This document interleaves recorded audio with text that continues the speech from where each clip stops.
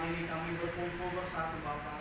Kami punya suatu kerinduan ingin masuk dalam hadirat-Mu Tuhan. Terlebih ingin mendengarkan sabda-Mu Tuhan yang akan siap mengurapi kami setiap pribadi yang datang di tempat ini Bapa. Berkati, persiapkan hati setiap kami yang datang di tempat ini Bapa. Kuasa-Mu yang akan berkuasa di setiap sudut ruangan ini Bapa. Tiada kuasa lain Bapa. Biarlah di tempat ini Tuhan yang semakin ditinggikan dan kami semakin rendah serendah-rendahnya. Hanya di dalam nama Yesus Kristus. Haleluya. Sama-sama kita katakan amin. Shalom. Sekali lagi shalom. Ya, puji nama Tuhan jika hari ini kita boleh menjalankan ibadah puasa dari pagi hingga sore ini, semuanya karena kebaikan Tuhan. Jika hari ini kita menginjakkan berapapun tahun kita boleh hidup di dunia ini, tentu semuanya kembali kepada Tuhan. Semuanya karena kebaikan Tuhan, bukan karena kebaikan kita, bukan karena keperkasaan kita ataupun kemampuan kita dalam segi apapun, baik itu dalam finansial, baik dalam kemampuan kita menikmati berkat Tuhan dalam hidup kita, bahkan langkah pun, penglihatan kita pun, perkataan pun, kita tidak bisa melakukan tanpa sumber kekuatan yang berasal dari Yesus Kristus. Amin. Amin. Ya. Jika Bapak Ibu atau teman-teman semua datang di tempat ini dengan membawa banyak beban atau pergumulan dan seakan-akan tidak bisa memikul beban yang sedang kita alami, percayalah dalam 1 Korintus 10 ayat 13, pencobaan-pencobaan yang kamu alami adalah pencobaan-pencobaan yang biasa yang tidak melebihi kemampuan manusia. Tuhan tidak pernah memberikan, Tuhan tidak pernah mau umat yang percaya kepada Yesus Kristus menderita. Ya, Tuhan tidak pernah menutup mata mendengar, menutup telinga mendengar setiap seruan anak-anak. Jika di hari ini saya rindu menyampaikan pesan Tuhan yang berkata tentang goodness of God, kebaikan Tuhan.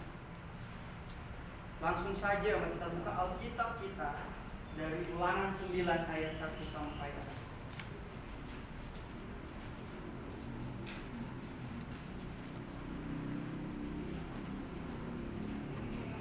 6. Ulangan 9 ayat 1 sampai 6.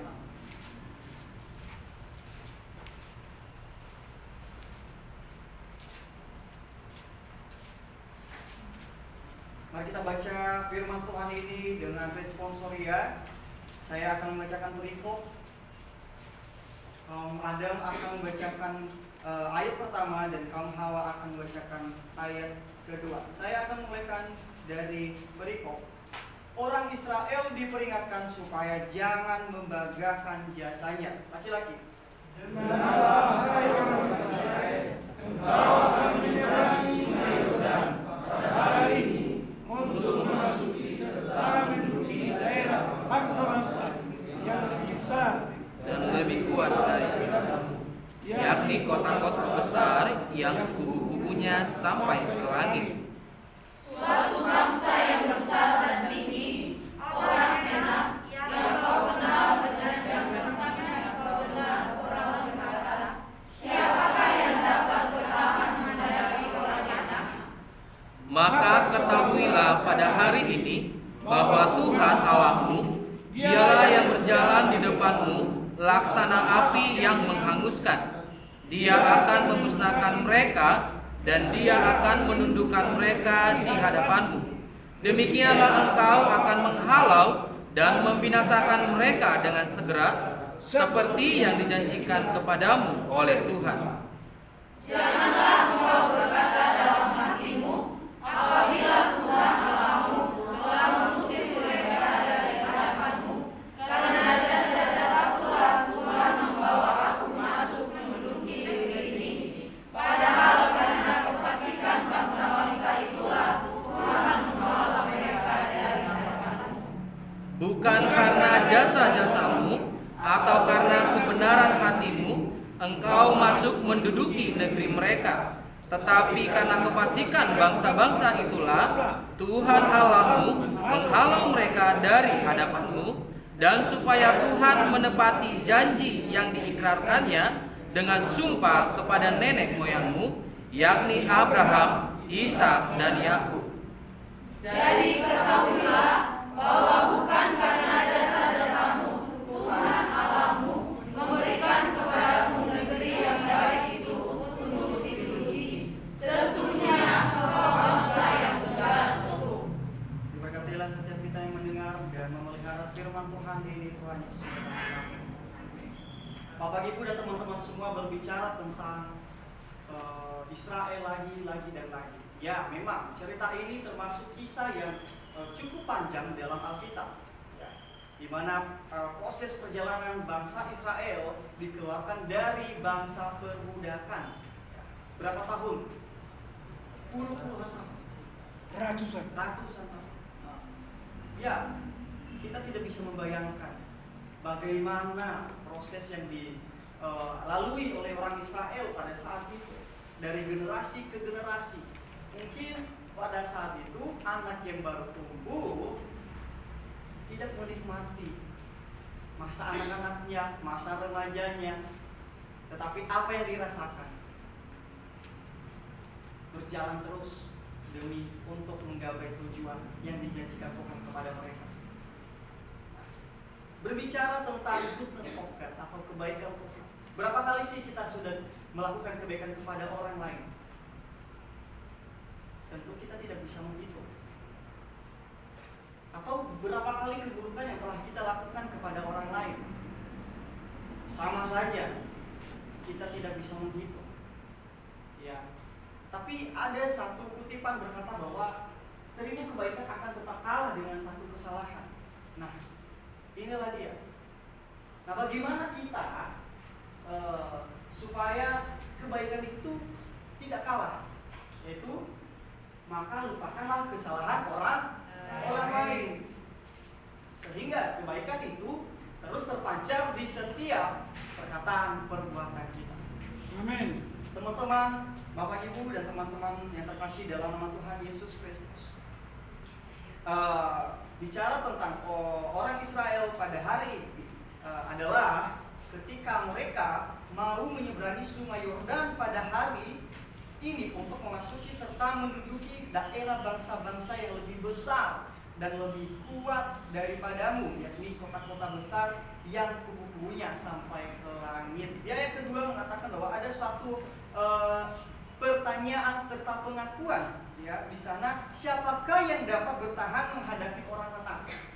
Pertanyaan yang ditimbulkan ini disertai sebuah filosofi, ya, yang dimana berarti sebelum orang Israel memasuki tanah tersebut, ada orang yang memasuki bangsa orang anak, sehingga menimbulkan masalah. Siapakah yang dapat bertahan menghadapi orang anak? Sehingga menimbulkan pertanyaan, siapakah yang dapat bertahan menghadapi orang anak? Ya.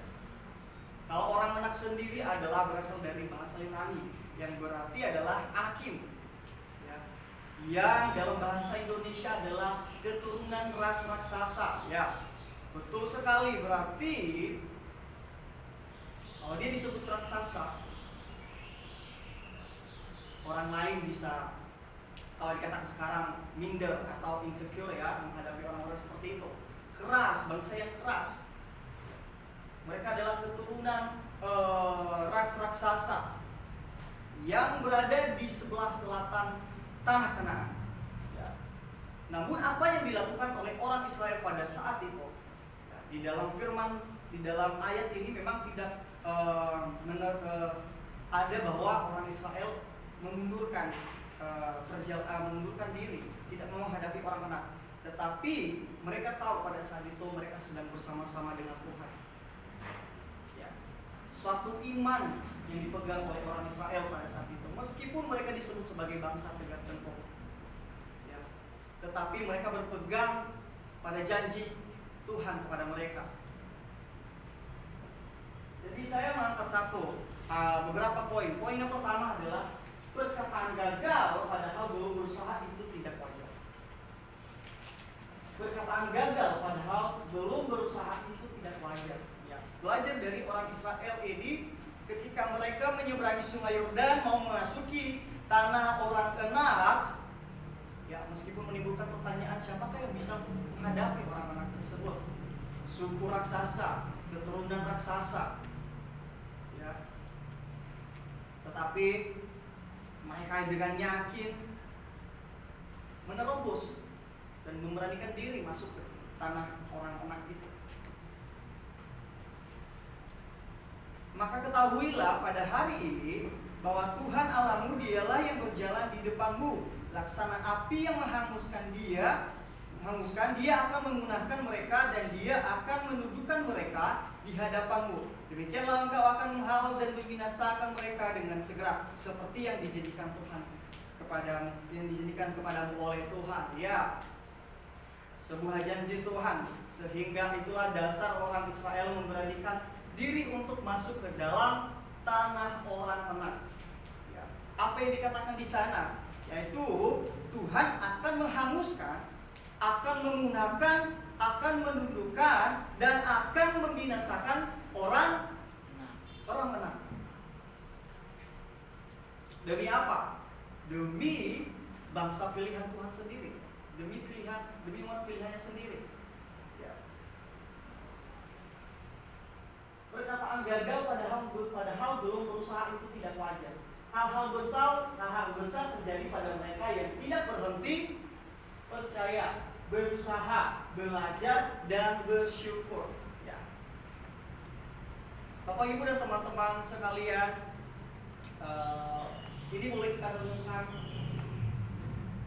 untuk setiap pribadi kita masing-masing, bahwa apapun tugas dan tanggung jawab yang diberikan kepada kita, sebelum kita mencobanya, jangan pernah katakan gagal. Ya. Kalau di sini saya kasih ini tidak wajar, yang bahasa kasarnya adalah kurang ajar. Belum menyentuh, belum melihat, belum pun merasakan, sudah berkata gagal. Itu bukan ciri khas seorang pengikut Yesus Kristus. Berusaha, ya, sehingga gagal setelah melakukan usaha, itu bisa disebut hal yang wajar. Jadi teman-teman sekalian,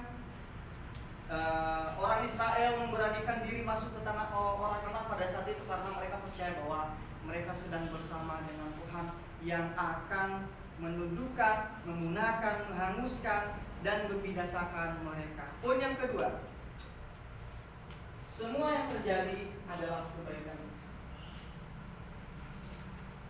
Semua yang terjadi adalah kebaikan Tuhan. Janganlah meminta menurut keinginan kita masing-masing atau memaksa, apalagi seperti Tuhan untuk melakukan sesuatu pada kita. Sadar atau tidak, kita menjadikan Tuhan seperti pembantu kita untuk melakukan ini dan itu. Seharusnya kita mengatakan biarlah kehendak Tuhan yang jadi, bukan kehendak kami. Di ayat 4 mengatakan, janganlah engkau berkata dalam hatimu, ya, apabila Tuhan Allahmu telah mengusir mereka dari hadapanmu, karena jasa-jasakulah Tuhan membawa aku masuk menduduki negeri ini. Padahal karena kefasikan bangsa-bangsa itulah Tuhan menghalau mereka dari hadapanmu. Ya, suatu teguran kepada orang Israel pada saat itu, bahwa Tuhan memunahkan orang Israel pada saat itu karena orang Israel. Tetapi kefasikan orang Enak sendiri, ya, sehingga itu menjadi kesempatan orang Israel masuk ke tanah orang Enak. Ya, teguran di situ adalah jangan engkau berkata dalam hatimu apabila Tuhan Allahmu mengusir mereka dari hadapanmu, karena jasa-jasakulah Tuhan membawa aku masuk menduduki negeri ini. Ya, jangan membanggakan jasa sendiri. Jangan merasa berjasa karena melakukan suatu hal. Seperti orang Israel. Ya. Meskipun ini baru peringatan, belum dilakukan oleh orang Israel, tetapi sebelum orang Israel melakukan hal tersebut, Tuhan lebih dahulu memperingatkan orang Israel supaya mereka tidak merasa berjasa. Saya yang memberikan kontribusi yang sangat besar. Ya. Saya yang sangat berperan penting dalam kegiatan ini. Tidak. Kalau tidak ada saya, ini tidak bisa berjalan. Tidak. Percaya semua berasal dari Tuhan, kebaikan Tuhan, karena sumber kekuatan berasal dari Tuhan. Ya. Tetapi apa? Karena kefasikan orang anak sendiri sehingga Tuhan menghanguskan, menundukkan orang anak, sehingga orang Israel punya kesempatan untuk memasuki bangsa atau kediaman orang anak. Bukan karena jasa-jasamu atau karena kebenaran hatimu engkau masuk menduduki negeri mereka, tetapi karena kefasikan bangsa-bangsa itulah Tuhan Allahmu menghalau mereka dari hadapanmu, dan supaya Tuhan menepati janji yang diikrarkannya dengan sumpah kepada nenek moyangmu, yakni Abraham, Ishak, dan Yakub. Poin yang ketiga, semua berendah hatilah, jangan mencuri kemuliaan Tuhan. Rendah hatilah, janganlah mencuri kemuliaan Tuhan. Bisakah kita rendah hati? Bisa. Bisa. Bisakah kita tinggi hati? Bisa. Kedua hal ini sering kita perbuat, ya. Dan jangan sampai tinggi hati yang sering kita perbuat. Perbanyaklah menerapkan dalam diri rendah hati. Rendah hati. Jangan merasa hebat. Jangan merasa sombong. Jangan merasa bahwa saya yang memberikan dampak yang besar dalam apapun itu. Jangan mencuri kemuliaan Tuhan. Tison tadi pagi membawakan firman, dan satu poin, jangan mencuri kemuliaan Tuhan. Ya, karena semua berasal dari kebaikan Tuhan. All this cause is goodness of God. Semuanya karena kebaikan Tuhan, bukan karena kebaikan kita. Jadi tidak ada gunanya kalau kita membesarkan hati, menyembuhkan diri, karena di mata Tuhan sendiri kita tidak ada apa-apanya. So, marilah kita rendah hati, janganlah mencuri kemuliaan Tuhan. Apalagi ruang lingkup kita pada saat ini yang adalah hamba-hamba Tuhan. Mari cirikan bagaimana itu seorang hamba Tuhan. Terapkan nilai-nilai kerajaan dalam perkataan, dalam perbuatan. Rendah hatilah, jangan tinggi hati. Karena rendah hati orang bisa diberkati. Amin. Ya. Milikilah kerendahan hati agar kita tidak sombong dan tidak merasa berjasa, ingat, sehingga hidup kita tetap apa? Berkenan di hadapan Tuhan. Ya. Supaya kita tetap berkenan di hadapan Tuhan. Jadi dari peringatan Tuhan kepada orang Israel mengajarkan kita sore hari ini bahwa kesombongan atau perasaan merasa berjasa tidak ada artinya, ya. Karena yakin dan percaya semua yang boleh kita lalui, semua yang boleh kita lakukan, semua yang boleh kita hasilkan itu adalah karena kebaikan Tuhan, karena goodness of God, bukan karena kemampuan kita sendiri. Ya. Di ayat ke-6, jadi ketahuilah bahwa bukan karena jasa-jasamu Tuhan Allahmu memberikan kepadamu negeri yang baik itu untuk diduduki. Sesungguhnya engkau bangsa yang tegar tengkuk. Ya, kembali lagi Tuhan berkata bahwa bangsa itu adalah bangsa yang tegar tengkuk, yang keras kepala. Buat apa Tuhan membimbing, menuntun perjalanan mereka selama ratusan tahun? Tetapi karena mereka adalah umat pilihan Tuhan dan sebuah tanggung jawab Tuhan sendiri untuk menepati janji kepada umatnya, umat pilihannya, yaitu orang Israel. Jadi pada sore hari ini tidak panjang yang saya mau sampaikan, tapi satu hal yang perlu kita ingat dan kita terapkan dalam hidup kita, yaitu mari miliki kerendahan hati, selalu bersyukur di setiap apa yang kita alami, biarlah kita menjadi pengagung kebesaran Allah kita yang selama ini boleh kita lihat dan rasakan di sepanjang hidup kita. Ingat bahwa jangan sombong, jangan tinggi hati, tapi mulailah dari sekarang rendah hati. Next. God bless you all. Kian firman Tuhan sore hari ini, Tuhan Yesus memberkati kita dalam doa. Allah kami yang berkuasa, jika di sore hari ini Bapa kami boleh mendengarkan kebenaran firman-Mu yang mengajarkan dan memperingatkan kami bahwa tinggi hati, kesombongan tidak ada artinya kepadamu. Tapi biarlah dari kisah orang Israel oleh kami ambil suatu hikmat bahwa tiada artinya kami merasa berjasa dengan segala apa yang boleh kami lakukan, apa yang boleh kami perbuat dalam hidup kami. Tetapi biarlah sikap dan sifat rendah hati senantiasa boleh ada dalam setiap hati kami.